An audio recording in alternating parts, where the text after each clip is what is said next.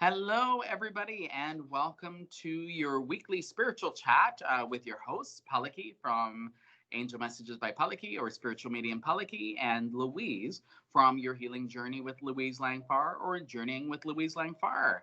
And we are so grateful that you all decided to join us for another week on Pilu. And how you doing, Lou?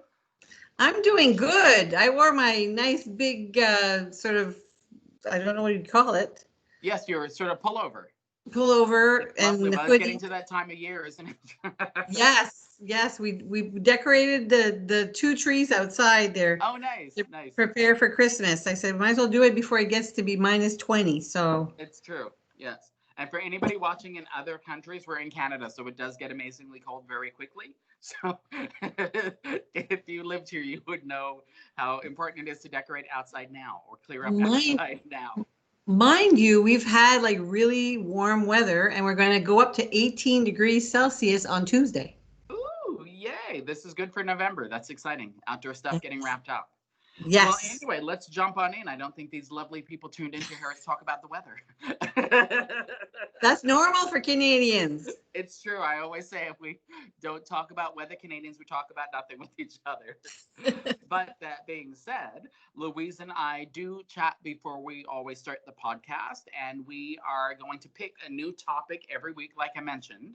But from here on out, we're going to try keep them, if we can, more sort of like teaching videos or more kind of about specific one topic, just so that we can kind of, if you want to learn about one specific thing, you can go to the video if that's one that you're interested in, or go back as use it at a reference point rather than needing to go through every video that we do to try find the missing part you're looking for. So today's topic of choice is going to be crystals and how we. Oh, did you skip? Are you good, Lou? Okay, yep, Yeah. we're back. Okay, so you You can have see we got yours, our I have crystals. mine.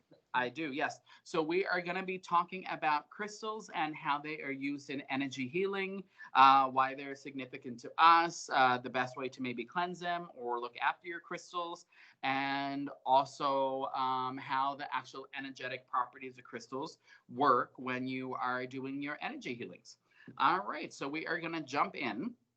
So I will jump in, I guess, Mhm. since we both have a little pile of crystals that we have on the go. So this is the starter one that we're going to start with. Boop. That is a clear quartz. Now, the reason we're jumping in with the clear quartz, that is basically your general all-around crystal. So a clear quartz can be programmed or have the intention set to any basic thing. So you can shift a clear quartz. So a clear quartz is a great one if you want to work on like overall healing or anything like that. But it is also a really, really great one to work with cleansing energy, helping ground you, center. And then the reason why people work with different crystals or go to other types is they either resonate with the vibration of the crystal or it's more specialized for what they are actually working with. So, Lou, what were you holding up? I had a smoky quartz, a Mm-hmm. little smoky quartz. Yep. And for me personally, crystals, just like rocks, I've been collecting rocks and crystals since I was a little girl. And the smoky quartz, you can buy the books, and the Mm-hmm. books are really good, just like the books for compassion animal spirits and Oh, stuff. yes. Animal Stephen totems. Farmer Yeah. has a great book and stuff, but he's journeyed with all of those animals, and he's got a generalization of what they represent. Mm-hmm. But when Mm-hmm. you journey yourself with your to meet your compassion, a helping ally, your animal, you'll find out what that animal represents for you. So for me personally, it's great to have the books, but I personally journey or meditate with each crystal Mm-hmm. that I am attracted to, and they speak to me. They tell me where they're from. I have a journal that I keep, and every new crystal that I've received, I journey, and they tell me where they're from, and they Mm-hmm. tell me what they're going to, the work that we're going to do together. And I personally believe that you can program any crystal to Mm-hmm. whatever you wish to have, help Yep. you with. But like Peliki said at the beginning, go to something, to a crystal that attracts you. You feel like, oh, that feels, you're getting excited by holding it. Or I have a green aventurine here, a nice big piece of green Oh, aventurine. oh.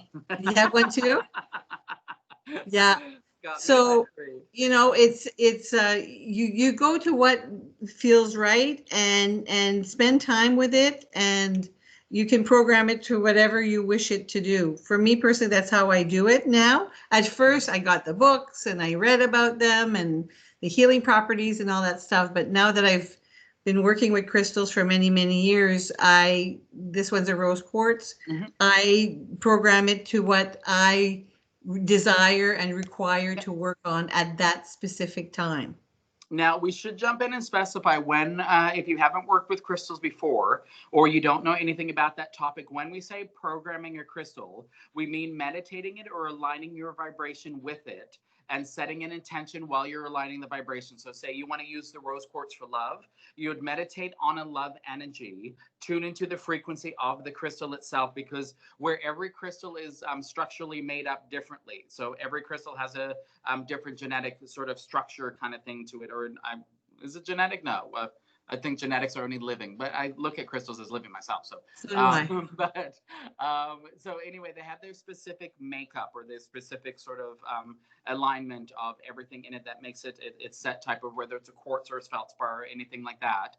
And when you align your energy to that vibration, it allows you the crystal to amplify that vibration. So that's what we explain to people. The crystal doesn't necessarily do something for you.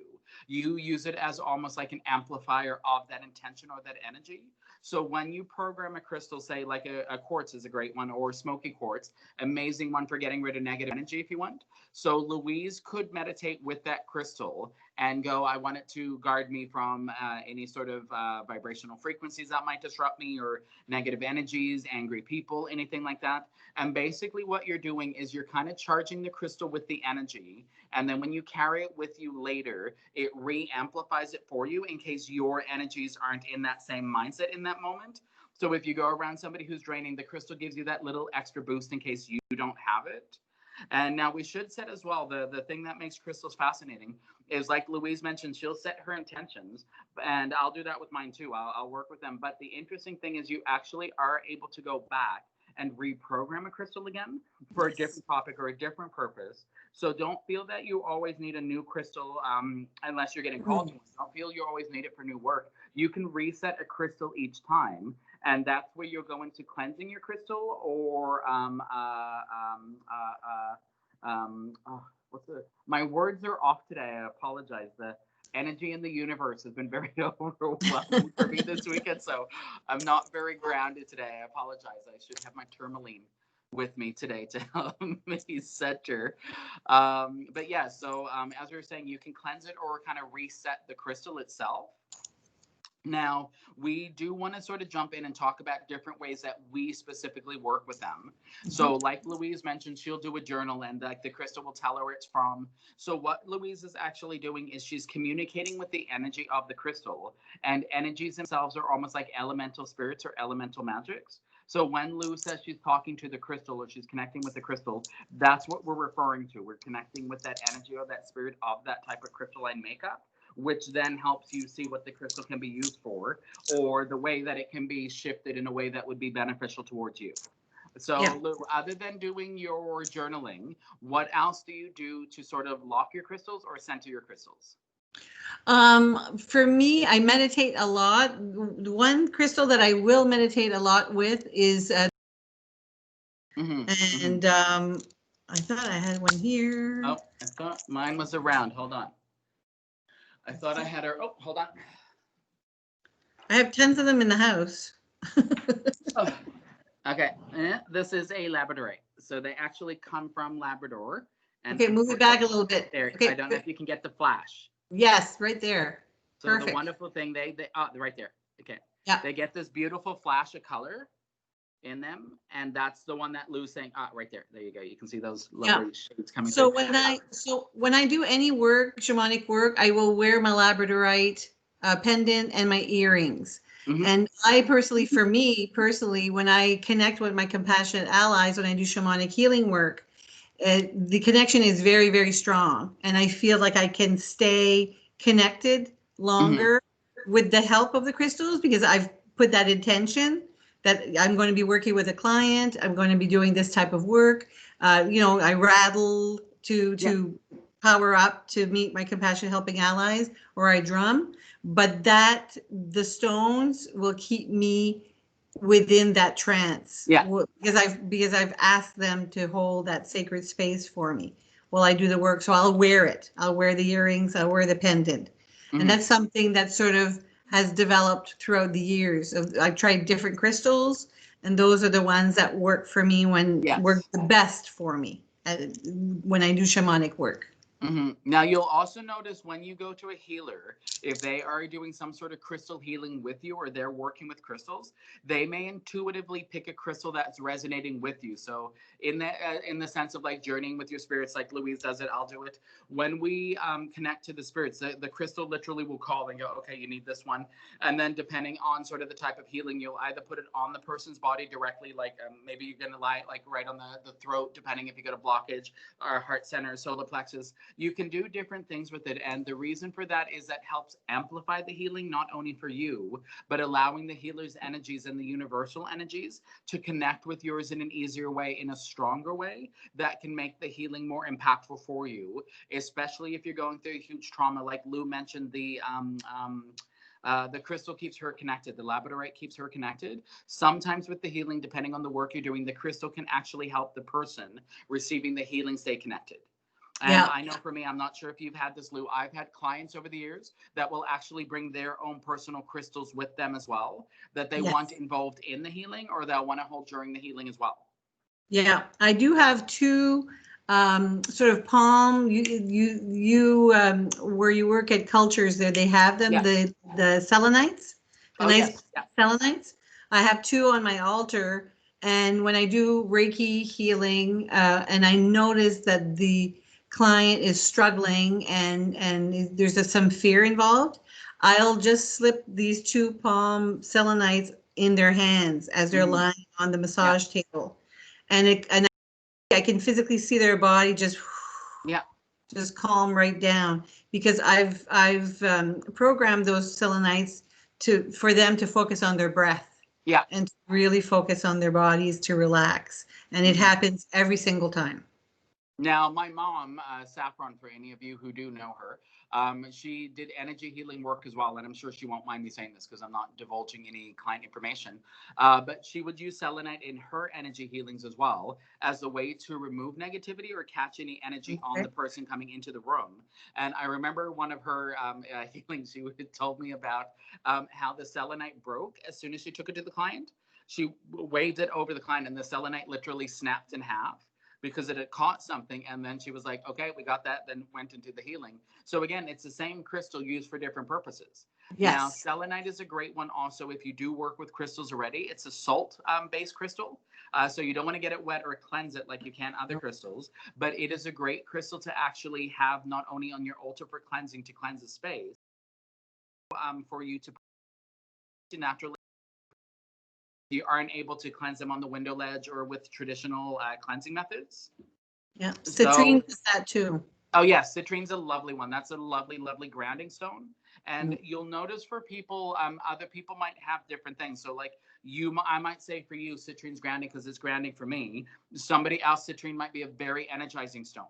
It might be one that's like a stimulation. So that's why Lou was saying the books are great when you're if you want to reference point, books are great, but don't get stuck on what somebody else has put, because remember, that's their journey, their vision, their interpretation of what they're picking up from the crystal. So same thing for me. I might say something, I see this matching your energy, whereas the other person might go, oh, well, that's why I want this stone. And I always say, no matter what trust your intuition on this one, because I might see the selenite for something down the road, but you might be working through something right now that you maybe need a topaz for, or again, tourmaline. I don't know.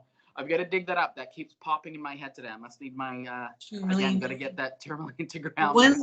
One little thing, an elder, I think it was an elder, or I would consider them an elder in the spiritual community. They said that they would hold their crystal, if they were checking crystals to see if it, they resonate with them, to hold it in their left hand, to bring it to their heart, and to ask the question. And if their body went forward, like find that peace, right?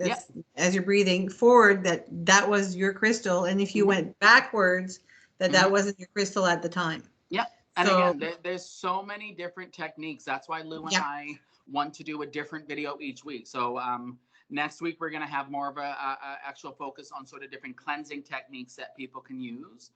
So if you want to cleanse yourself or cleanse your space or your crystals or your sacred tools, we'll give you some different techniques next week that you are able to use. But we want to kind of, like I said, get a groundwork. So if you need crystals, you just come back to this video. If you need cleansing, you go to the one video. It's just because we found, even just from some of the comments we've been receiving, people love when you have a specific topic, especially if they have an interest. So again, we would love if you have a comment that you want to put below the video, or if you want to email one of us on our accounts to let us know what specific topic you might like us to address at some point. We're very open to working with things depending on the demand that we have for them. But what we want to do with the video series is basically get at that everything that you're looking for or potentially could need going into your healing journey could be addressed on one of the videos, or at least touched on, giving you a bit of information on how to maybe find it either through us or through other means if you need. So now, sorry, Lou, I'll jump back onto you then. Yeah. Do you like, I also, when there's a full moon, at the horizon, I will put out my crystals on the windowsill like 3 days before the fullness, and I leave it there 3 days after. Yeah. Now that's a great ritual. Now maybe tell everybody why you actually do that. Well, for me personally, it has to do with the energy of the moon as it comes, and it's cleansing too. What it does, it cleanses it. It removes all the energies that, either myself or other clients, mind you, I cleanse them every time there's a client that comes in. So, but for me personally, my personal crystals, I will put them where the essence of the moon, even if the moon's behind clouds and stuff, the energy of the moon is still present. So I ask the moon to cleanse and remove any negative attachments to these crystals, and to then charge them, to just charge them with the moon, the energy of the moon. Now, again, that's a really great and simple technique that you can actually follow as well if you do have crystals yourself and you're not quite yet sure how to cleanse them or work with them. Energizing them or charging them either by moonlight or sunlight works, depending on the crystal. Now, this does take a little bit of almost, I don't want to say research in the sense you have to pile through books like we were just mentioning, but certain crystals can be damaged by certain things. So some of them are more salt-based, which will be damaged if you put them in water. A crystal like an amethyst can actually get damaged if you put it in direct sunlight. It'll actually start bleaching the purple out of it. So the amethyst, you want to cleanse it by moonlight. So again, this is more of a, we want you to get a basic understanding, but some of the topics we're going to touch on, I mean, if you focus on crystal work or crystal healing, I mean, that can be a lifetime's worth of, healing work or actual studying, and you might just begin to scratch the tiny little surface of everything that's involved with working with crystals. So, I mean, this is what we do with our crystals and how we work with our crystals, but there's so much more. I've known people that have studied, with teachers from around the world about the crystals and the aspects of crystals and all that stuff. I just know that as a child, I collected rocks. I loved rocks. When my mom passed away, we found containers, ice cream containers full of rocks. And my siblings said, "Who are those?" And I said, "Those are mine." So my mom had kept them all these years. I mean, that's 50 some years, But again, too, it could even be as a child when you're collecting them, right? You have that instinctual draw towards the stone, and you could have been working through something at that time. Because again, remember, stones are made up of different crystalline structures. So some of them might be more quartz-based. Again, others might be more of the feldspar. Others might be more of sort of like a limestone or a lime rock. There's different ones that vibrate differently in different frequencies. So if Lou probably went through, she'd be able to differentiate and go, this one here, this one here, this one here. And that's, again, the thing we explain to people. If you feel even drawn randomly to a stone on the ground, it doesn't have to be a store-bought crystal. It can have just as much power or just as much potency for your healing work or your meditation practice, depending on what its actual, the chemical composition. That's what I was There we go. Earlier. Not the geological. No, it is geological. What did I say? Geological too, right? No, it is geological, but I said another word. Anyway, you see, I'm not grounded. It's all good. It's all good. As long as we get the words to you by the end, then we're happy. Now, I think a great sort of thing to go with on this as well is the wonderful thing with crystals, and we'll come back a little bit in a bit about other ways you can cleanse your crystals potentially. But what I'd love to work with is actually the ability to not only work with your crystals for healing, but also focusing, manifesting, or intention. And if you are familiar at all with mandalas, they are very intricate designs or pattern, and you can actually make medicine wheel, medicine shield, protection mandalas using your crystals as well, as a way, again, to amplify your thought, amplify a manifestation, amplify something you're trying to draw to you by using different crystals. And again, there's many books on those, but those ones are great. And what you can even do, the very simple techniques, you can get wooden carved mandalas that you can decorate. You get cloth ones, even printing one off online. If you just look up mandala and find a design that looks that you find intriguing or inspirational, you can even just print that off and put your crystals on it. It's not so much necessarily the what it's on that would help a little bit, but it's really more the actual imagery itself, and then the intention you're putting into the crystal grid work. So that's what it is. The other word is crystal grid. If you don't understand mandala, it's a crystal. I have one right behind me there, right behind me in the back. The middle of it is this red cherry obelisk. Is that the right word? Obelisk crystal in the middle of it. And then I have other little crystals around it. Mm-hmm. Now, the wonderful thing with those two, again, same thing like we were explaining, you can create one for one specific intention. When that specific intention manifests itself or you work through whatever it is you need, you can actually remove those crystals again, cleanse them, and redo a whole new grid or whole new mandala using the exact same crystals, just setting them up in a different way, different alignment. Remember, the more that you work with them or with anything, like we were mentioning, meditation, drumming, healing work, anything, the more that you do it, the more individual it's going to become just to you itself. Yes. So working with books, if they work for you or something about the person's teaching resonates with you, 100% awesome. But many people do find that when they get to their own set energy frequency, or they start tapping into their own alignment, they actually start feeling pulled towards doing either what the universe is pulling them towards or what their guides are kind of giving them a bit of a push towards. And I do know for some people, and I don't know if you've had this, Lou, where I'll actually come across people that are working on things like this that almost feel that they're being ego-based or that they're being a little bit arrogant, that they're trying to, do it themselves, or they're pushing into their own. And that is one thing that we do specify for everybody. Again, your spiritual practice is completely individual to you.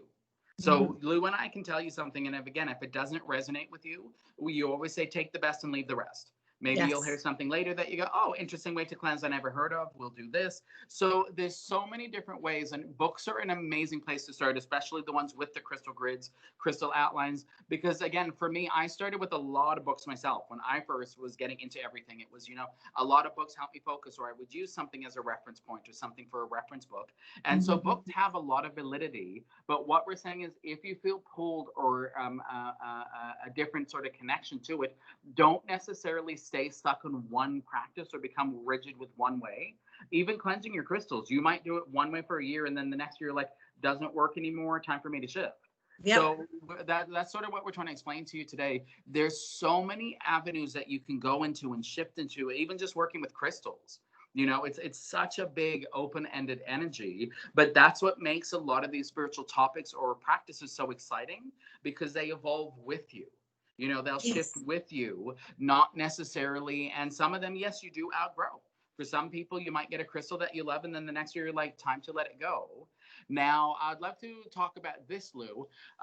For me, when I'm done with the crystal, somebody will either come across my path that needs a crystal that I will pass it on to. I will lose the crystal, or I put it back out in nature. I return it back to the back out. I'll either put it back in the ocean, in the river, back in the woods, or bury it, depending on what it is. So what do you do, I guess, when it's time for you to let a crystal move on if it's time? Same as you. Like, if there's somebody that comes into my path and I have a crystal with me, and I just have this feeling that this crystal will probably help them, move past whatever they're stuck on. And I just give them a little, overview. Before I give it to them, I sort of cleanse it with a prayer Yeah. to Yeah. remove my energy from it Mhm. and pass it on to them. And I've done, oh gosh, hundreds of crystals that I've passed on to other people. And the rocks that we've picked, a lot of us have gone to All Saints Beach in St. Yeah. John. Yeah. And for me, it's the feel. It's the feel of the rock. Like if there's a good feel and stuff, those are the ones that I gravitate towards. A lot of them, I've sort of planted them into my property here. Yeah. Because those stones for me represents the ocean, because they were Yeah. given from the ocean, they were gifted by the ocean. And I love the energy of the ocean. So I love the energy of the ocean being on the property here where I am, Yeah. because I'm not that close to the ocean. I can see the St. John, the river, but not, not the ocean. So that's what I do. I'll offer it to the land. Yes, and I think that's a great maybe way to segue as well, because again, bearing a crystal is a great way to cleanse a crystal as well, depending on what it is. And I know for me, I purchased one many years ago. It's a really, really large piece of quartz. And when I purchased it from the store, unfortunately, they're no longer open. But when I purchased it from the store, the lady said, everybody looks at it, nobody wants it. Everybody gets this feeling like this, like uneasy feeling, and when I actually sat down with that crystal when I got home, it's not that it was charged with other people's negativity or intention, it's that it was disrupted in the energetic flow because of how the crystal was harvested. So the people that took the crystal harvested it in a very aggressive way, in a very, very sort of like angry, sort of like just ripping it away kind of thing. So the crystal was resonating with that. So that one, I think I had to bury that for a good 3 or 4 days. And that was sort of like it had to remain outside, had to cleanse it. Then I had to do a bucket of salt water to cleanse. Like that one really took a lot. But once it reset, it's one of the main ones that I love having in the house now, because where I do have clients and the work I do, where I'm connecting with so many deceased loved ones and people's guides and that, I love having the bigger crystals as my grounding crystals, or sort of like the catch-all crystals, if you will. But those ones too, if I need back outside whenever they get too full, as a way, to get cleansing, and like Louise was mentioning, either in the moonlight or having them back outside with the ground, back with nature, reconnecting. Because we always say with anything that you're working with, remember, it can become saturated by energies. And like anything, we go, your poor little crystals can get tired too. So you have to remember to let them outside, or kind of, cleanse them, bless them, reconnect with them, because they're not only working with the energies, but they're also resonating with your patterns. And they'll help you by taking some of your energy as well. So I always remind people, cleansing your crystals is just as important as working with your crystals. Yes. Yes, I agree 100% with that. It's important to cleanse them. I was just finding some new little ones here that I have. Oh, yes. Yeah. Oh, that's a beautiful one. Is that quartz, or is that the Merkaba one? No, that's not the Merkaba. I don't think it's a Merkaba. I'm not familiar. I think it's a quartz. Okay, it's a beautiful piece. Yeah. So Yeah. again, you see what we're showing you, and like the one I showed you earlier. So this is actually what is referred to as a faceted crystal. So that is one that has been worked on. Louise, what she was just holding up is more of the tip, or more of a point of a crystal. Yeah. So people are drawn to different ones. Some people love the raw crystals. Yes, that one there. Again, this one is a polished or a tumbled one. That's at Adventuring Again. Sorry. Yeah, so it's a polished or a tumbled one. So each crystal has a different thing, and some people love the raw crystals, other people love the polished ones. Again, it really is what your soul wants to work with, or how you want to do it. Now, maybe we should segue a little bit then, Lou, before we run out of time, into the cleansing practices. Now, as Louise has already mentioned, windowsill in the moonlight, really, really great for it. Smudging is another way to do it, and that is burning sacred herbs, and then you bless and cleanse it in the smoke. And we'll cover more detail next week about cleansing practices that you can use. You can actually use sound vibrations. So some people will do prayers into the crystal, or do the chants with the crystals. Singing bowls. Now, for anybody who doesn't know what that is, that's the Tibetan singing bowl. And if you chime it, I don't know if you have your beater right there, Lulu, or you can even just tap the edge of it.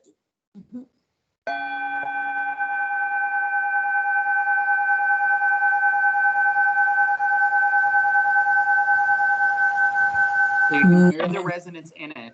That is a Tibetan singing bowl. So those are actually constructed, and the traditional ones were made in the temples by Tibetan monks while they were, and then while they're hammering it, they would actually be chanting the prayers into the bowl as well. So it has it, and they would be constructed out of 7 different sacred metals. So basically, what those are used for is either the timing like Louise did, or you can do a around the rim, so that the bowl starts vibrating, and they're used them for prayers and chants and everything. You can either use the sound vibration of putting, I love to put my stones right in my singing bowls when I'm going to time them. Or again, you can use the sound vibration, intention, anything, P. liquid touch. Oh, yeah. Yeah. You need to move away a little bit from your microphone and stuff. You're muffled a little bit. Okay. Okay. Can you hear me okay? Yeah, I hear you better. All right. Perfect. All right. Forgive us, everybody. Lou and I are not super tacky. This is what we do. So yeah, so what I was saying, liquid smudge, you can get that as well. That's sort of like a traditional smudge, but more in a liquid form using smudge oil. And that is one you just spray, or you can sort of spritz to cleanse. So there's many, many different ways to cleanse or bless your crystals, cleanse or bless your space. But for anything that you're doing, rule of thumb really would be, for me personally, any sort of ritual, ceremony, practice, meditation, at least cleanse yourself or your space beforehand to make sure you're going into it with the right intention or the right vibration. And then if possible, after as well. Even if you can, I always say beginning is really good, just so you're not taking anything in or your crystals aren't overwhelmed with anything, just to make sure everything's vibrating really well for you. And then, jump into the work with that. Now, Lou, is there any other type of healing that we haven't discussed, or cleansing rather, that you do with yours? Well, some of them I will put in water, and those are the crystals, like the quartz. Your the quartz and that, I can put those in water. You can rose use salt water as well. Anybody, if you don't know, sea salt in water as well. But again, make sure you check for the crystal, because not all crystals like that. Mm-hmm. The selenite, I do put them under cold water when I cleanse them. And they don't break? Nope. I've always been wary with mine, just because I've heard horror stories of people that leave them on the window ledge with the windows open, or and then they get under the rain or something and they're wrecked. Yeah, no, but I just cleanse it, I say a prayer after a client has had it, not to leave it in the water, but just under running water to just remove the energy. I have done that with selenite, and they're fine. I've had them for years. Oh, perfect. There you go. See, again, a totally different technique with different crystals. And that's what I say to people. If somebody says something, again, that doesn't resonate, there are so many healers on the planet that may have a practice or some sort of thing that does resonate with you. So we always tell people part of your journey on your spiritual practice, for us included, is always to keep evolving the process, to always keep, shifting and changing and moving through stuff. And again, that maybe means you go into crystals and leave crystals. You go into Reiki, you leave Reiki. It can be a back and a forth thing, and then 10 years later you come back to them. But that's the exciting thing with the crystals, is it doesn't lose its potency if you leave it and come back. It's just you're sort of restarting back into it, maybe different mindset, different intention. So don't become so rigid in your practices, I guess, with anything we're trying to say to you, that if you were not cleansing your crystals every single day, somehow you're failing with your crystals. If you were not doing this every day, we go, as long as you're really working with them, and this is mine, again, other people might have different things, you have to cleanse them every day. For mine is, if I'm going to be working with the crystal or use it with the client, then I will make sure it's cleansed beforehand. But I'm not so set in mine that it has to be done every single day. Otherwise, there's something wrong with my crystals. Sometimes my crystals are happy and they'll sit on shelves for a few months, just happily watching over my house. And then I'll look at it one day and go, oh, you're super saturated. Got to stick you back outside. And that's when they go outside to get their cleansing. So again, we don't want you to think, again, that anything is a potential failure, because I do know people can get, like we spoke last week, that spiritual practicing. And the reason why Lou and I are talking about it is we do have very varied practices, but we both bring a lot of different aspects into our practices. So that's what we're trying to do with the videos, is try to cover as many topics of interest for as many people as possible. Mm-hmm. But so this week, like we said, we want it to be the crystals for people. Then we want to do cleansing. We'll have a week where we talk about Reiki. Louise is a Reiki master. So, that'll be more kind of her area where she can talk about stuff, shamanic practices. So we would really love for you to tune in every week if you can. And please do like and share the videos. Like we said, we want to try to get this information out to as many different people as possible. So I think we might be coming up on our time, Yep. Lou. How are we doing, hon?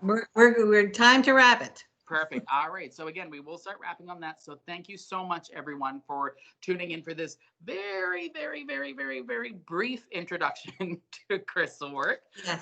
But we are very happy that you have joined us. And again, please do make sure that you, if you are interested, follow us on social media channels. This will be uploaded onto YouTube under Spiritual Medium Paleki. It is also on my Facebook page, Angel Messages by Paleki. My Instagram, spiritual.medium.paleki, and is also on Lou's platforms. And Lou, what are yours? On Facebook, it's Your Healing Journey with Louise Lang Farr. Mm-hmm. Instagram is Journeying with Louise Lang Farr. Perfect. So if you go on either of those, and we are on podcast platforms as well, still trying to get some worked out. But Podbean, 100%, we're on there. If you look us up under P-Lou, either on that or, like I said, on YouTube, you can find us under P-Lou as well. And again, please go back because this is week number 5, and you may have been joining us for the first time. And we do definitely have other videos that we would love to share with you as well. So thank you again, everybody, for joining us for this week of P-Lou. We truly do appreciate it. And I hope you have an absolutely wonderful week until we chat again, my friends. See you later, P. Bye, Lou.